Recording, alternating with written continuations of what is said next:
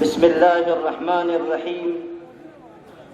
الحمد لله رب العالمين والعاقبة للمتقين والصلاة والسلام على سيدنا محمد وعلى آله وصحبه أجمعين.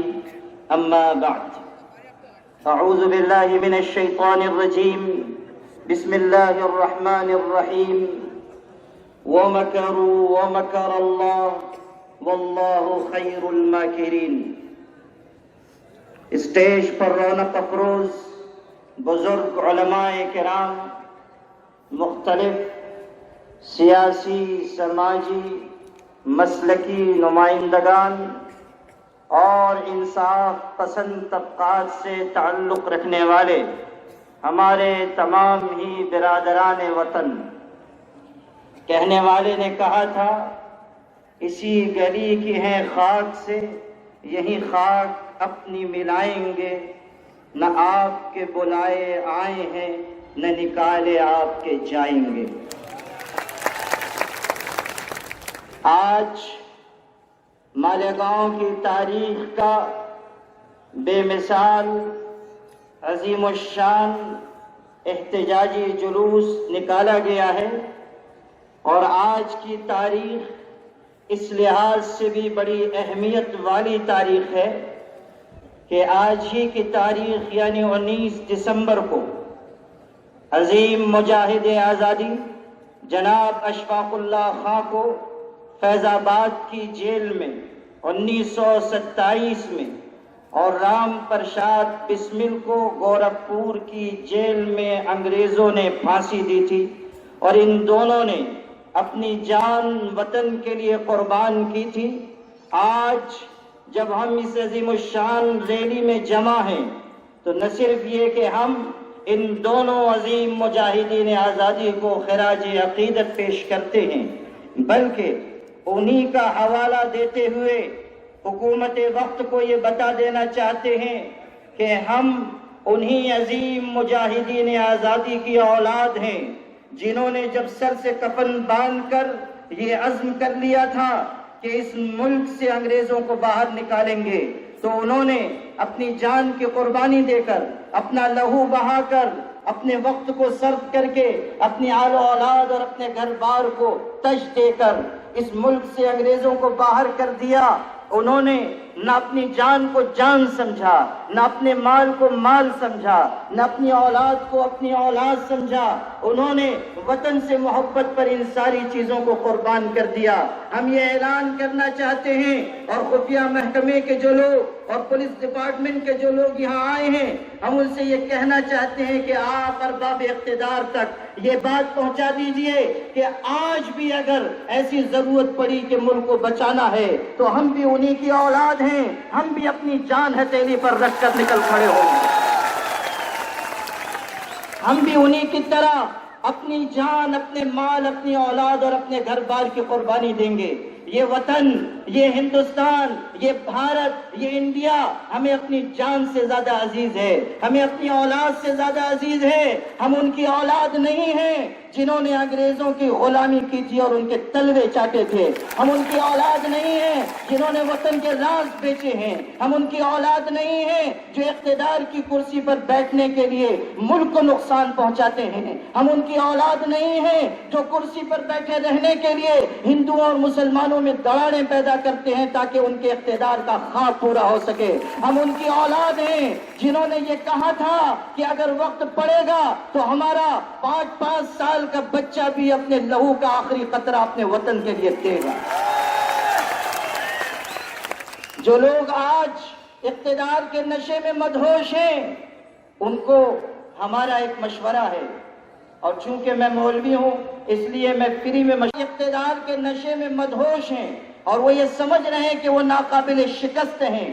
ہمارا ان کے لیے یہ سجیشن ہے کہ بھائیو، دوستو، عزیزو، بلکہ متروں بھی، آج کل متروں بہت چلتا ہے، تو متروں بھی آپ لوگ ایسا کیجئے کہ جائیے مصر، کرایہ نہ ہو تو ہم سے لے لیجئے، ہم لوگ چندے کے چیمپئن ہیں، آپ کو چندہ کر کے دے دیں گے. آپ جائیے اور مصر جا کر وہاں کے میوزیم میں رکھی ہوئی فرعون کی لاش کو دیکھیے اور اس حقیقت کو سمجھیے کہ اکڑنے والوں کا انجام کیا ہوا کرتا ہے۔ اور جو لوگ اقتدار کے نشے میں مدہوش ہو کر آگے بڑھتے ہیں، جو لاکھوں لوگوں کو اپنے آگے سجدے میں گرانا چاہتے ہیں، جو لوگ اپنی انانیت اور اپنی ضد کے راستے میں آنے والی ہر رکاوٹ کو طاقت و قوت کے ذریعے دور کرنا چاہتے ہیں، ان کا انجام سوائے اس کے نہیں ہوتا کہ ان کی زندگی بھی عبرت کا نشان بنتی ہے اور ان کی لاشیں بھی تکبر کا انجام سنایا کرتی ہیں۔ آج آپ کے پاس جو اقتدار ہے وہ بہت چھوٹا ہے۔ فرعون کے پاس، نمرود کے پاس، شداد کے پاس جو اقتدار تھا وہ آپ سے کئی گنا نہیں، دسیوں گنا نہیں، سینکڑوں گنا زیادہ بڑا تھا۔ وہ تو لاکھوں لوگ ان کی پرستش اور پوجا کیا کرتے تھے، لیکن وہ وقت آیا کہ جب اللہ کی بے آواز لاٹھی میں حرکت آئی اور ظالموں کو کیفر کردار تک پہنچایا گیا۔ فرعون بھی مٹا، فرعونیت بھی مٹی، نمرود کو مٹایا گیا، شداد کو ختم کیا گیا، ظالموں اور جابروں کو، سرکشوں اور باغیوں کو، اور آسمان کے نیچے اور زمین کے اوپر خدا کی مخلوق کو ستانے والوں کو اللہ نے اس طرح دنیا سے مٹا دیا کہ آج کوئی ایک آنکھ بھی ان کے اوپر رونے والی نہیں ہے۔ جگر نے کہا تھا، جا غور غریبہ پہ نظر ڈال بعبرت، کھل جائے گی تجھ پر تیری دنیا کی حقیقت۔ عبرت کے لیے ڈھونڈ کسی شاہ کی تربت، پوچھ کہاں ہے وہ تیری شان حکومت۔ کل تک جو بھرا تھا وہ غرور آج کہاں ہے، بولے کاسے سر تیرا تاج کہاں ہے۔ ان کے انجام سے عبرت حاصل کرو اور یہ نہ کہو کہ ہم چٹان کی طرح ہیں، ہم پر کوئی اثر نہیں ہوگا، ہم ناقابل شکست ہیں، ہمارا فیصلہ واپس نہیں ہوگا۔ ہاں، ہمارے پرائم منسٹر صاحب، اللہ تعالیٰ ان کو نیک ہدایت دے، وہ ہمارے پرائم منسٹر ہیں، ان کے بارے میں ہم کیا کہیں۔ اور جہاں دیدہ آدمی ہیں، اتنے جہاں دیدہ کہ دنیا کا کوئی کونا نہیں بچا ہوگا جہاں وہ نہ گئے ہیں۔ سارے دورے وہ مکمل کر چکے، ایک دورہ باقی ہے، وہ میں نہیں کہوں گا کون سا دورہ ہے، آپ لوگ کو سارے دورے مکمل۔ اب اس کو سمجھیے کہ ان کو جب پوچھا گیا، ٹی وی کے اینکر نے پوچھا کہ جناب یہ آپ کا فیصلہ ہے، سٹیزن شپ امینڈمنٹ ایکٹ آپ لائے ہیں، پورا ملک اس کے خلاف آواز لگا رہا ہے، یہاں تک کہ مختلف ریاستیں جل رہی ہیں، ملک میں ہنگامے ہو رہے ہیں، طلبہ طالبات سڑک پر اترے ہوئے ہیں، آپ کا فیصلہ صحیح نہیں ہے، اقوام متحدہ سے آواز آ رہی ہے کہ اس پر سپریم کورٹ غور کرے، آپ اس پر غور کیجئے، واپس لیجئے۔ تو انہوں نے بڑے اطمینان سے، معصومیت سے کہا کہ 100% نہیں، 1000% ہمارا یہ فیصلہ صحیح ہے۔ یاد رکھیے، آپ نے اپنا فیصلہ بتایا ہے، لیکن جب عوام کا یہ سیلاب آپ کو اپنا فیصلہ بتائے گا تو آپ کے اقتدار کی کرسی بچنی مشکل ہو جائے گی۔ میں نے کل بھی کہا تھا اور آج بھی کہتا ہوں کہ آپ اس نشے میں نہ رہیے کہ پارلیمنٹ میں آپ کی اکثریت ہے۔ اگر پارلیمنٹ میں اے وی ایم کی برکت سے آپ کی اکثریت ہے تو سڑکوں پر ہماری اکثریت ہے، اور اگر یقین نہ آئے تو آ کر دیکھ لیجیے۔ میرے بھائیوں، یہ سٹیزن شپ امینڈمنٹ ایکٹ ظالمانہ قانون ہے، یہ مذہبی منافرت پر مشتمل ہے۔ ہماری اس دیش میں ایک دستور ہے، دستور کے ماتحت یہ ملک چل رہا ہے، اور یاد رکھیے گا یہ دستور کوئی معمولی دستور نہیں ہے۔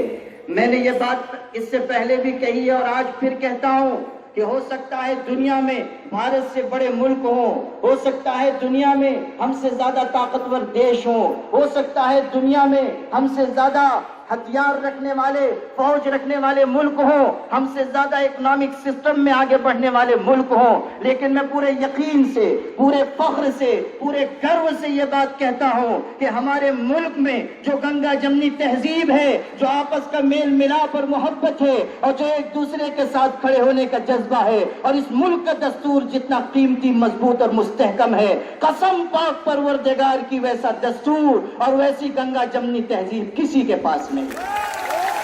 ہندو طلبہ اور طالبات احتجاج کر رہے ہیں، ہمارے ساتھ کھڑے ہیں، اور وہ یہ کہتے ہیں کہ اگر کسی پر، مسلمان پر گولی چلائی جائے گی، اگر اشفاق اللہ خان پر گولی چلے گی تو وہ گولی اس کے سینے پر نہیں، رام پرساد بسمل کے سینے پر لگے گی۔ یہ چیز یہ گنگا جمنی تہذیب ہمارے اس ملک کی خوبصورتی ہے، ہمیں اسے لے کر آگے بڑھنا ہے۔ میں بہت شکر گزار ہوں ان تمام ہمارے غیر مسلم بھائیوں کا، ان کی تمام تنظیموں کا جنہوں نے اس میں حمایت دی، ہمارے شانے سے شانہ ملایا۔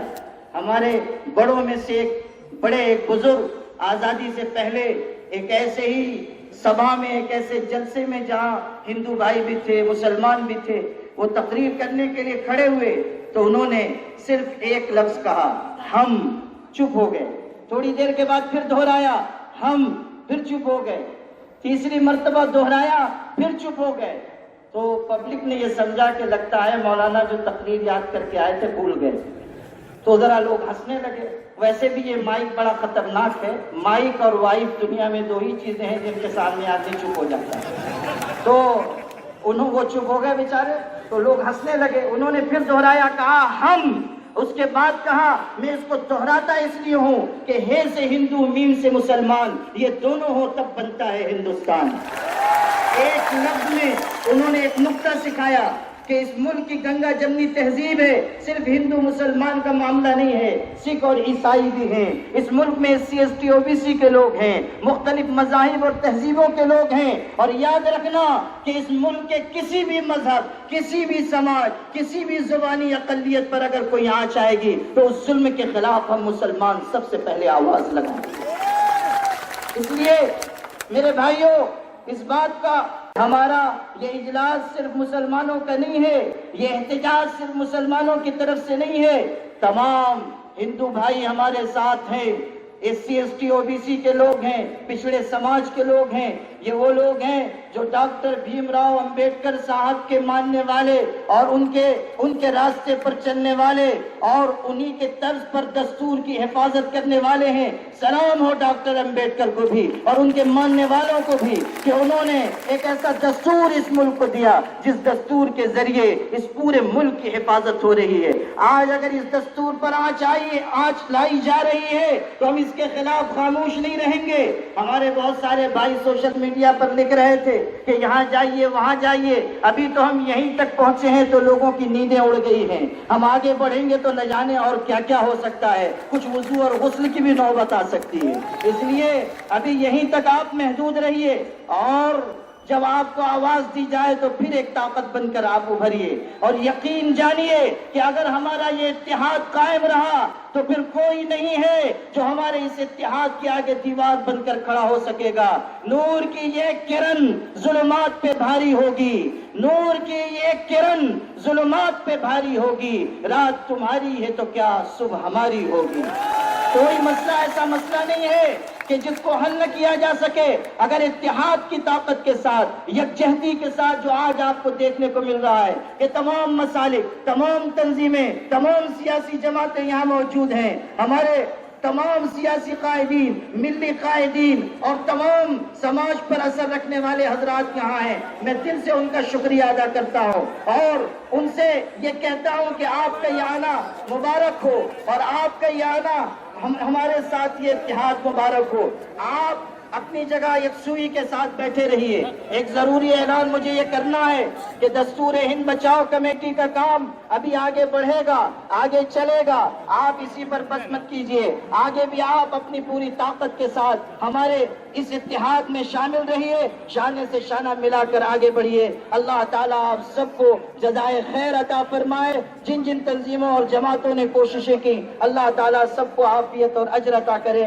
آپ سب کے شکریہ کے ساتھ رخصت چاہوں گا۔ وآخر دعوانا الحمدللہ۔